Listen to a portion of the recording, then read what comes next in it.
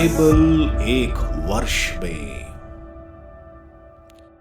नमस्कार, आप सबका बाइबल एक वर्ष में स्वागत है। आप सब ने जो कदम उठाया है प्रभु के वचन सुनने के लिए, यह हमारे जीवन के अंधेरों को दूर करेंगे और हमें प्रभु के प्रकाश में चलाएंगे। आज हम रोमियो के नाम संत पौलुस के पत्र का अध्याय 9, पहले मकाबियों के ग्रंथ का अध्याय 5, नबी योएल के ग्रंथ का अध्याय 1 और स्रोत ग्रंथ का 26वां स्रोत सुनेंगे। प्रभु का वचन सुनने से पहले आइए हम ईश्वर से प्रार्थना करें। हे प्रभु, हम आपका वचन सुनने वाले हैं। हमारे मन की आंखें खोलें और हमें आध्यात्मिक प्रज्ञा दें ताकि हम आपको जान सकें और आपके वचन के अनुसार अपना जीवन जिएं। यह हम मांगते हैं आपसे प्रभु यीशु के नाम, आमीन।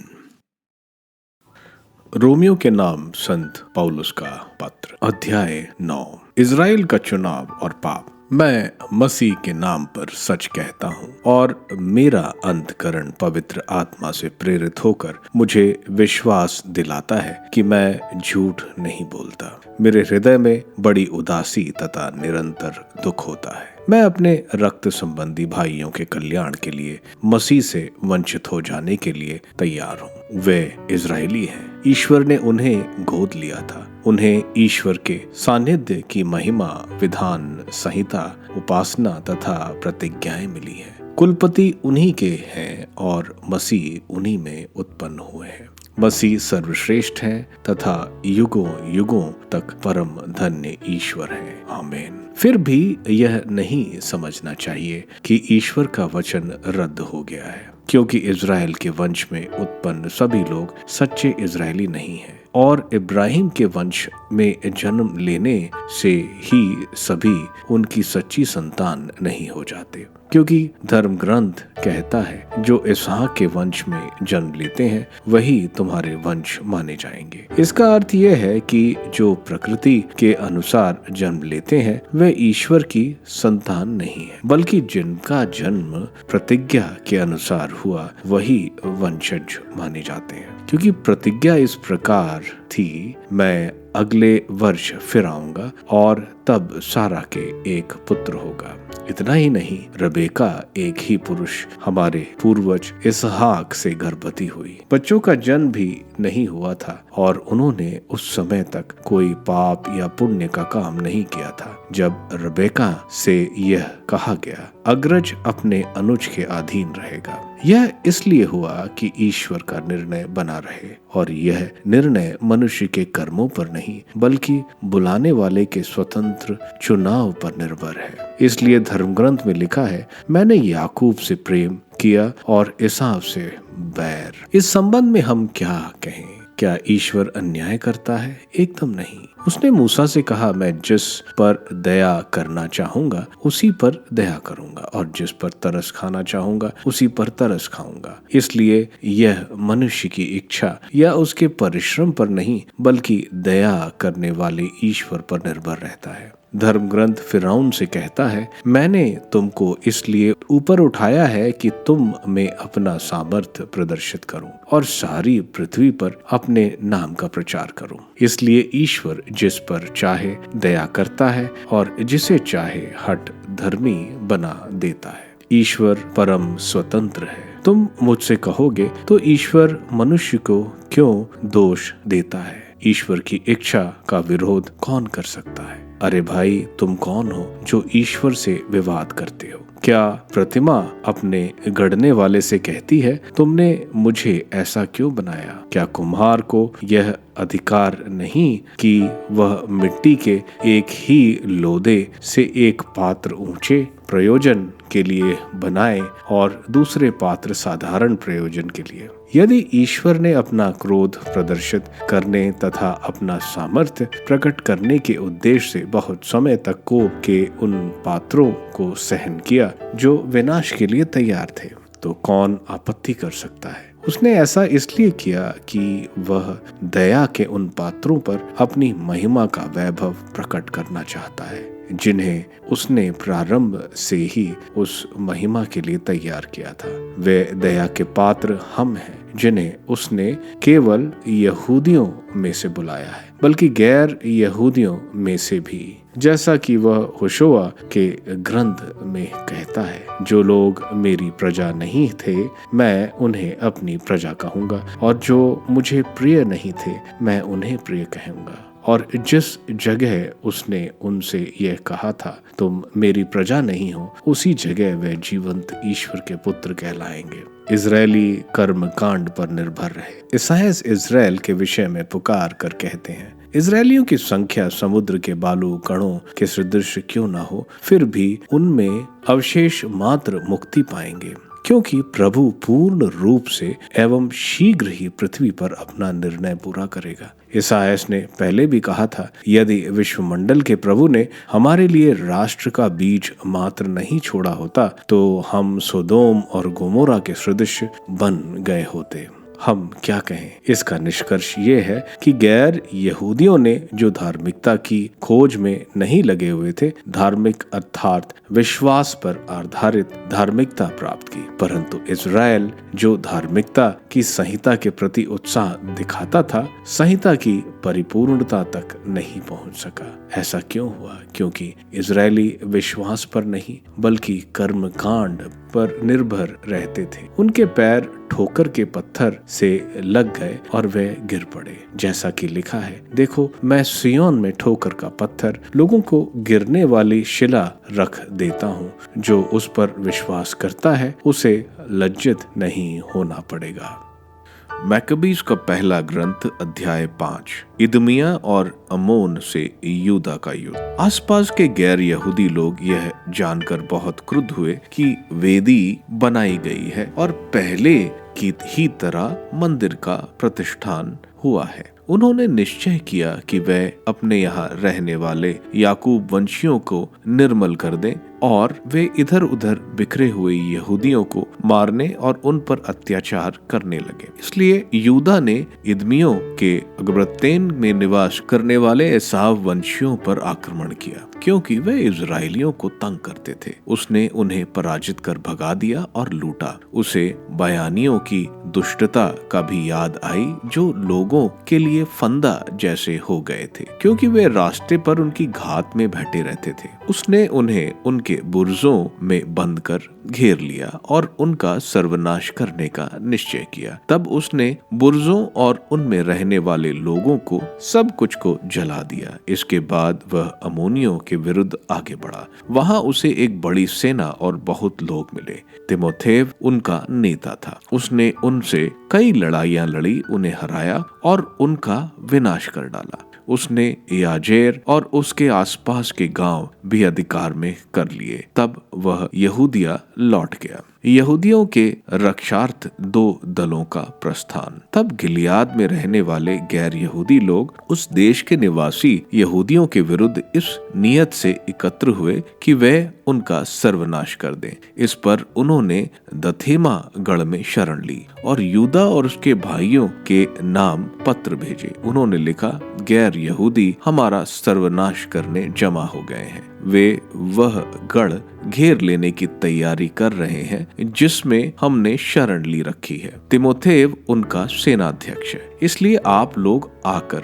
हमें उनके हाथ से छुड़ाएं, क्योंकि हम में बहुत लोग मारे जा चुके हैं और तूबी प्रदेश में रहने वाले हमारे साथी भाइयों का वध किया गया है। उनकी पत्नियां और बच्चों को बंदी बनाकर ले जाया गया है। उनकी संपत्ति जब्त कर ली गई है और वहां लगभग 1000 आदमी मारे जा चुके हैं। वे पत्र पढ़ ही रहे थे कि फटे कपड़े पहने गलीलिया से दूसरा दूत आए। वह भी वैसा ही संदेश लाए। उन्होंने कहा, पेतोमाइस, तीरुस, सोदोन और गैर यहूदियों की सारी गलीलिया के लोग हमारी विनाश करने जमा हो गए हैं। जब यूदा और लोगों ने यह सुना तो एक बड़ी सभा बुलाई गई, जिससे वे इस बात पर विचार विमर्श करें कि वे अपने इन भाइयों के लिए क्या करें। जो कष्ट में हैं और जिन पर प्रहार हो रहा है। यूदा ने अपने भाई सिमोन से कहा, अपने लिए आदमी ले लो और गलीलिया जाकर वहां अपने भाइयों की रक्षा करो।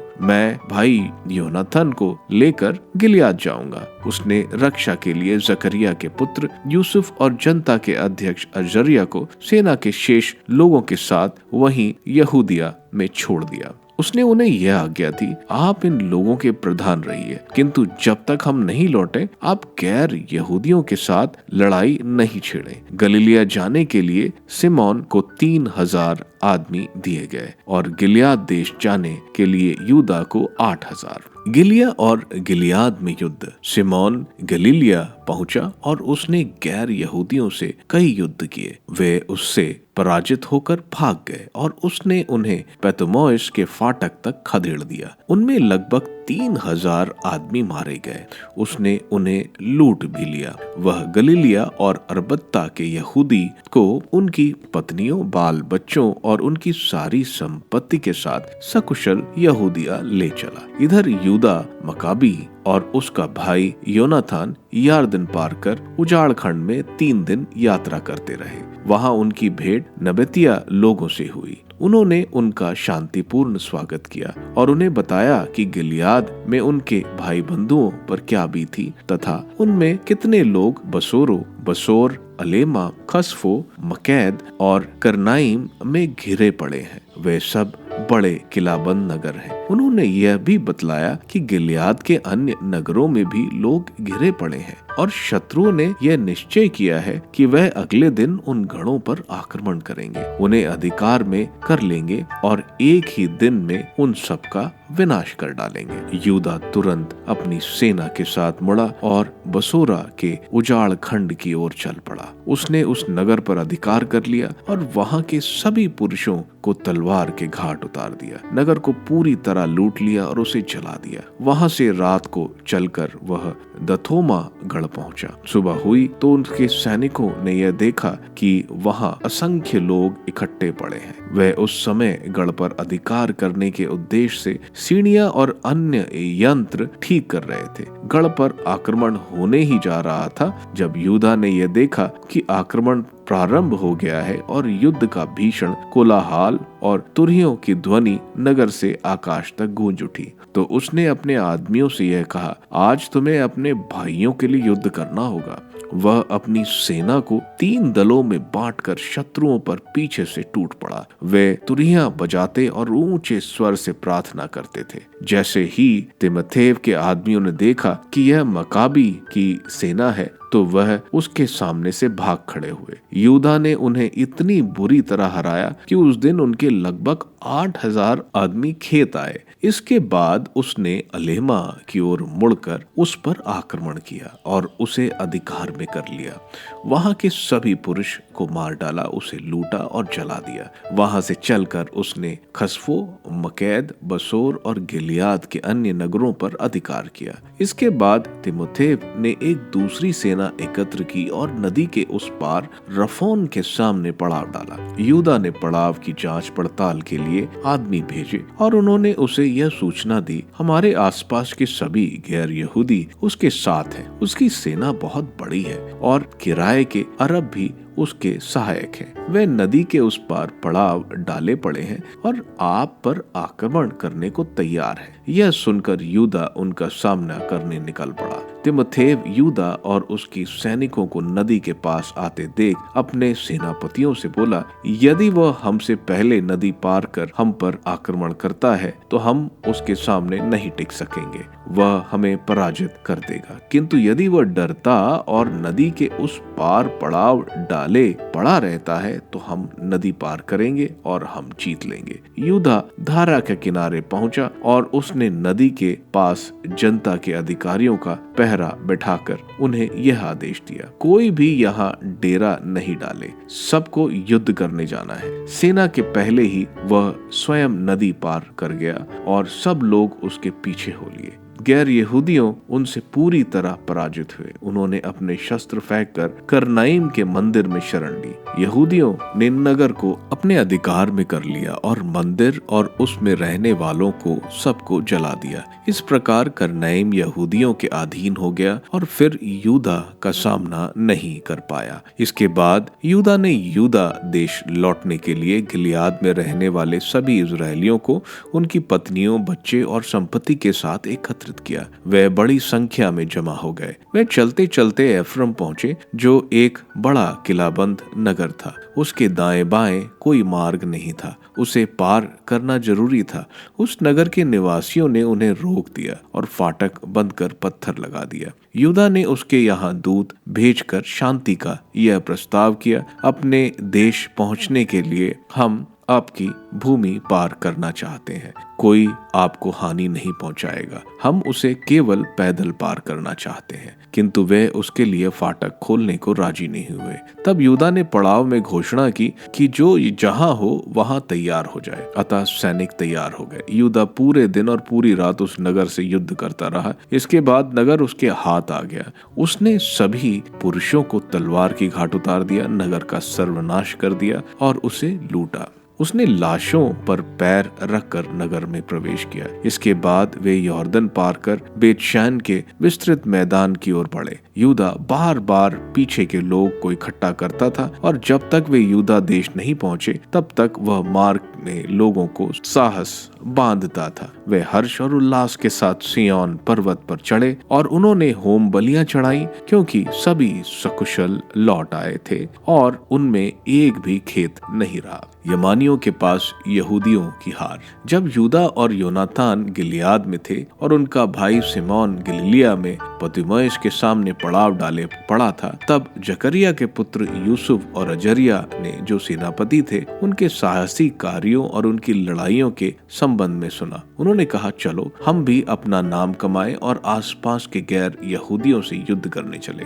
उन्होंने अपनी सेना को आदेश दिया और वे यमनियों पर आक्रमण के उद्देश्य से निकल पड़े। गोर्गियस उनसे लड़ने नगर से बाहर आया। यूसुफ और अजरिया हार गए और यहूदियों की सीमा तक खदेड़ दिए गए। उस दिन इजराइल के लगभग 2000 आदमी मारे गए। इस तरह लोग बुरी तरह पराजित हुए, क्योंकि उन्होंने यूदा और उसके भाइयों की बात की चिंता नहीं की और सोचा था कि वे अपनी बहादुरी का परिचय दे सकेंगे। किंतु वे ऐसे लोग नहीं थे जिनके हाथों इजराइल का उद्धार हो सके।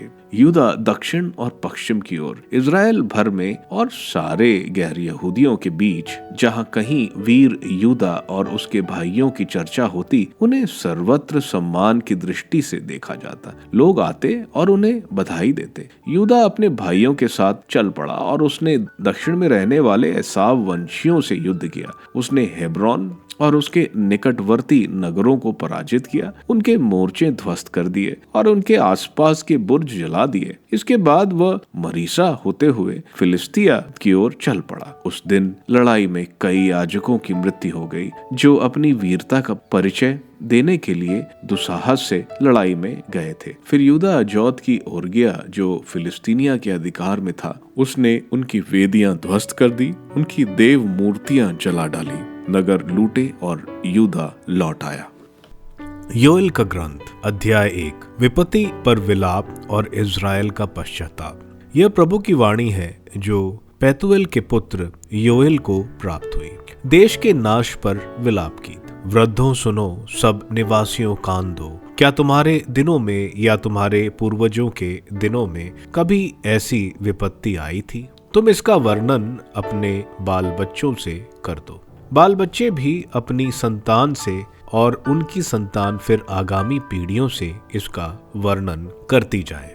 जो कुछ कुतरने वाली टिड्डी से बचा उसे उड़ने वाले प्रौढ़ टिड्डी खा गई। जो कुछ उड़ने वाले से बचा उसे फुदकने वाली टिड्डी खा गई। जो कुछ फुदकने वाले से बचा उसे सूंडी खा गई। तुम शराबियों जागो और विलाप करो।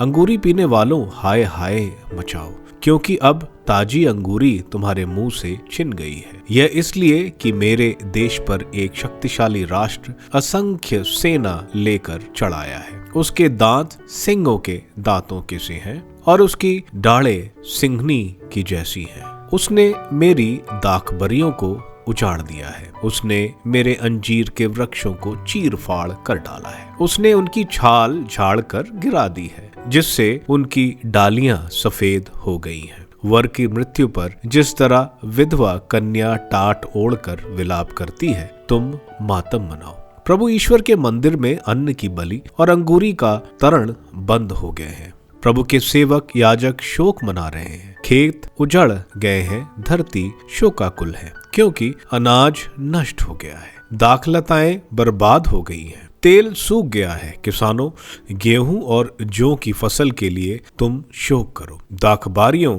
के माली, तुम विलाप करो। खेतों की फसल नष्ट हो गई है, दाखलताएं मुरझा रही हैं, अंजीर वृक्ष सूख गए हैं, अनार, खजूर और सेब, बाग के सभी वृक्ष कुम्हला गए हैं। लोगों के चेहरे पर मुद्रानी छाई हुई है। पश्चाताप के लिए आह्वान। याजकों, टाट ओढ़कर शोक मनाओ। वेदी के सेवकों, विलाप करो। मेरे ईश्वर के सेवकों, शोक के वस्त्र पहनकर रात बिताओ, क्योंकि तुम्हारे ईश्वर का मंदिर नैवेद्य और तर्पण से वंचित हो गया है। उपवास की घोषणा करो, सभा बुलाओ। बूढ़ों और देश के सभी निवासियों को अपने प्रभु ईश्वर के मंदिर में एकत्र करो और प्रभु की दुहाई दो। हाय, वह दिन आ गया है, प्रभु का दिन निकट आ रहा है। वह सर्वशक्तिमान की विनाश लीला की तरह आ रहा है। सच है कि हमारी आंखें के सामने से हमारा भोजन छीन गया है और हमारे ईश्वर के मंदिर से हर्ष और आनंद विदा हो गए हैं। मिट्टी के ठेलों के नीचे बीज झुलस गए हैं। खलिहान शमशान जैसे हैं। भंडार खाली है, क्योंकि फसल मारी गई है। पशु कैसे करा रहे हैं। झुंड के झुंड मवेशी निराश भटक रहे हैं, क्योंकि उनके लिए चारागृह नहीं रहा। भेड़ों के झुंड विपत्ति के शिकार हो गए हैं। प्रभु, अब मैं तेरी दुहाई देता हूँ, क्योंकि आग से चारागृह झुलस गया है और बाग के सभी वृक्ष उसकी ज्वाला में सूख गए हैं। जंगली जानवर भी तुझे पुकार रहे हैं, क्योंकि नदियां सूख गई हैं और आग मैदानी की हरी हरी घास खा गई है। स्तोत्र ग्रंथ स्तोत्र 26 दाऊद का। प्रभु, मुझे न्याय दिला, क्योंकि मेरा आचरण निर्दोष है। मैंने निरंतर प्रभु पर भरोसा रखा। प्रभु, मुझे परख, मेरी परीक्षा ले, मेरे हृदय और अंतरकरण की जांच कर। मैं तेरी सत्य प्रतिज्ञता का मनन करता रहता और तेरे सत्य के मार्ग पर चलता हूँ। मैं कपटियों के साथ नहीं बैठता और पाखंडियों की संगति नहीं करता। मैं अपराधियों की मंडली से घृणा करता हूँ और दुष्टों के साथ नहीं बैठता। प्रभु, मैं निर्दोष होकर हाथ धोता हूँ। मैं ऊंचे स्वर से तुझे धन्यवाद देते हुए और तेरे अपूर्व कार्यों का बखान करते हुए तेरी वेदी की प्रदक्षिणा करता हूँ। तेरा निवास स्थान मुझे प्रिय है, जहाँ तेरी महिमा विद्यमान है। मुझे ना तो पापियों में सम्मिलित कर और ना उन हत्यारों में, जिनके हाथ कुकर्मों से दूषित और रिश्वत से भरे हैं। मेरा आचरण निर्दोष है। दयापूर्वक मेरा उद्धार कर। मेरे पैर सन्मार्ग से नहीं भटकते। मैं भरी सभा में प्रभु को धन्य कहूंगा। रोमियो के नाम संत पौलुस के पत्र के अध्याय 9 में अब संत पौलुस इजराइल की मुक्ति के बारे में बता रहे हैं। वह काफी कठोर शब्दों से बता रहे हैं कि अगर ईश्वर चाहे तो संत पौलुस को मुक्ति ना दे। अगर ऐसा करने से इजराइल को मुक्ति मिलती है तो ऐसा किया जाए। ऐसा मूसा ने भी ईश्वर को बोला था जब इजरायली सोने के बछड़े की पूजा करते हैं और मूसा ईश्वर को इजराइल को माफ करने को बोलते हैं। आगे वे बोलते हैं कि इजरायली बाकी देशों से फायदे में रहे, क्योंकि इजरायली ईश्वर के नजदीक थे। उनको ईश्वर की आराधना आती है, उनको संहिता मिली है और सबसे बड़ा तोहफा जो उन्हें मिला है कि मसीहा ईश्वर इजरायलियों में आए। आगे संत पौलुस बोल रहे हैं कि ऐसा नहीं है कि सारे इजरायली ईश्वर द्वारा चुने हुए हैं। इब्राहिम के भी 2 पुत्र थे, लेकिन आइसैक को ईश्वर ने चुना था। इसी तरह आइसैक के 2 पुत्र थे, याकूब और एसुआ। ईश्वर ने याकूब को चुना, एसुआ को नहीं। क्या इसका यह मतलब है कि ईश्वर दया नहीं दिखाते? ऐसा नहीं है। ईश्वर सृष्टिकर्ता है, उनको किसी को जवाब देने की जरूरत नहीं। वही बात बता रहे हैं, क्या कुम्हार को बर्तन ऐसा क्यों बनाया है, बताने की जरूरत है? आगे नबी होसाया और आइजाया नबी के ग्रंथ से बता रहे हैं कि ईश्वर की करुणा अन्य जातियों पर और कुछ यहूदियों पर होगी। कुछ क्योंकि संहिता इसलिए दिया गया था कि यहूदियों को, ताकि वे मसीहा प्रभु यीशु को पहचान सके। अन्य जाति जो धार्मिक नहीं थे वे बचाए जाएंगे क्योंकि उनमें विश्वास था, लेकिन वहीं यहूदी जो धार्मिक है वो नहीं बचाए जाएंगे क्योंकि उनमें विश्वास नहीं है। इसलिए वे पत्थर की बात कर रहे हैं जो मसीहा प्रभु यीशु को बताता है कि इजरायली इस पत्थर से ठोकर खाकर गिरेंगे क्योंकि वे प्रभु यीशु में विश्वास नहीं करते। मकाबियों के पहले ग्रंथ के अध्याय 5 में यूदस मकाबिस और उसके भाइयों की वीरता और जीत को बताया गया है। कैसे एडोम, एफ्रम और समरिया पर विजय पाई, कैसे गिलियाद में सेल्यूसिड जनरल टिमोथी को हराया। मकाबियों के ईश्वर पर विश्वास और अपनी जान की परवाह ना करे बिना अपने जाति के लोगों की रक्षा करना हमें प्रेरणा देता है। नबी योएल का ग्रंथ 800 बीसी के आसपास लिखा गया था। यहाँ नबी योएल अपने वचनों से दो समय को दर्शा रहे हैं, एक जो अभी आने वाला है, दूसरा जो दूर भविष्य में आएगा। नबी योएल अध्याय 1 में बोल रहे हैं, जो असंख्य टिड्डियों ने इजराइल पर हमला किया कि सारी खेती, सारा अनाज, चारा, पशुओं के लिए सब नष्ट हो गया, कुछ नहीं बचा है। इस भयंकर परिस्थिति देखकर विलाप करने को बोला जा रहा है। यूदावासी एक नई नवेली वधु अपने वर की मृत्यु के विलाप की तरह विलाप कर रही है। पुरोहित घोर विलाप टाट के कपड़े पहनकर और जमीन विलाप कर रही है क्योंकि सब कुछ खत्म हो गया है। ईश्वर को दुहाई दी जा रही है इस भयंकर स्थिति के कारण।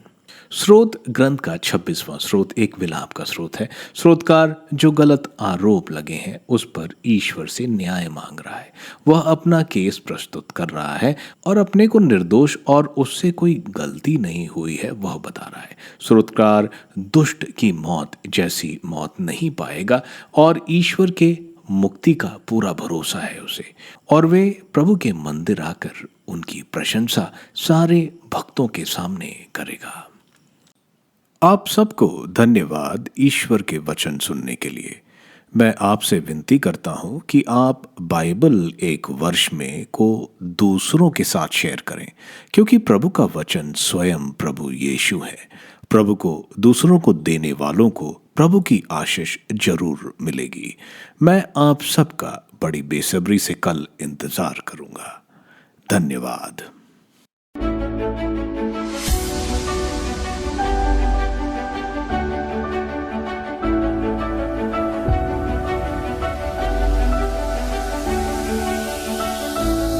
बाइबल एक वर्ष में